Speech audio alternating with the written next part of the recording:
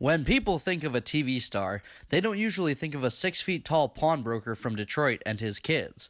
But for several seasons, Les Gold was the star of the small screen of True TV. Him and his two children, Seth and Ashley, combined drama, deals, and Detroit to make a show that people couldn't get enough of. But before the fame, Les found his sales gift in Hebrew school, courtesy of pizza. I was the original Little Caesars way back when. And the reason that I did that at first was because we used to go to Hebrew school at 6 o'clock at night. We were all hungry. So I bought a pizza for me and everybody says, Les, can I have a piece? And I was giving it away.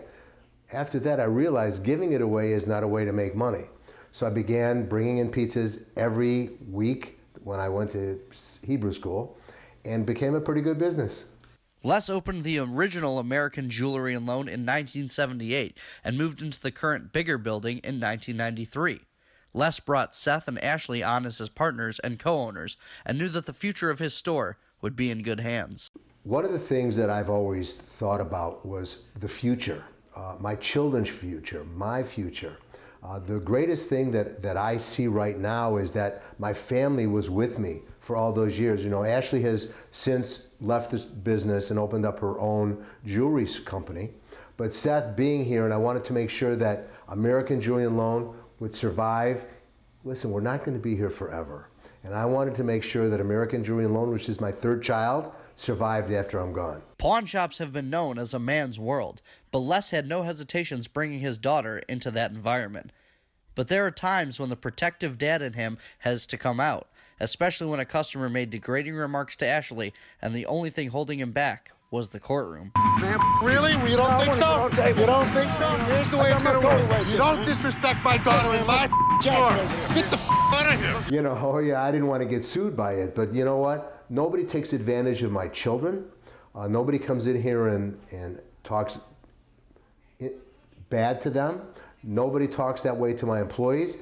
One of the things that I pride myself on is I have my employees and my families back all the way, and nobody's going to come in here and insult us. Now, no great TV show is without controversy, and Hardcore Pawn is no exception. In 2012, a rivalry began between Hardcore Pawn and the History Channel's Pawn Stars after Les was snubbed attempting to visit the Pawn Stars crew in Vegas.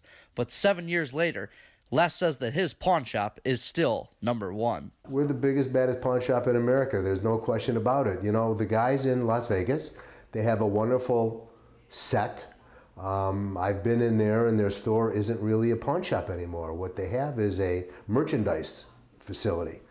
You come into Detroit, into American Jewelry and Loan, we're a pawn shop just as we were during the TV show. Les has been a Detroit native his entire life, so when Hardcore Pawn received criticism for putting Detroit in a negative light, Les couldn't have disagreed more. Detroit was painted in the negative light before Hardcore Pawn was on TV. You saw the blight, you saw the problems in the city, and I was always an advocate that Detroit can come back. I was on Varney, and we had a bet that he said Detroit will never come back. This is when the last mayor went to jail. And I said, no, it's going to come back. And now if you look around the city, it's building and booming everywhere.